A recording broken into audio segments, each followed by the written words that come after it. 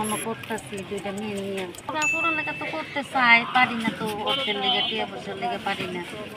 কোনো রকম ব্যবসা করে খাই, তারপরে 6 মাস বেচতে পারি, 6 মাস পারি না।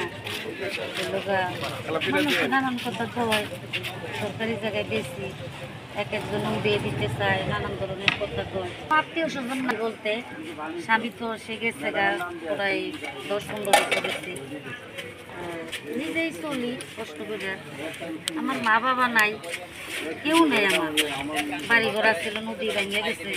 ওনাকে তো প্রায় 4-5 বছর যাবত এখানে পিঠা বিক্রি করতে দেখি। উনি আসলে অনেক কষ্ট করে কিন্তু বুঝতে দেয় না। যতটুকু জানি উনি পিঠা বেচে সংসার চালায়। ওনার 2টা মেয়ে আছে, একটা মেয়ে মনে হয় হয়তো বা গার্মেন্টসে চাকরি করে, আর একটা বাসায় থাকে ছোট।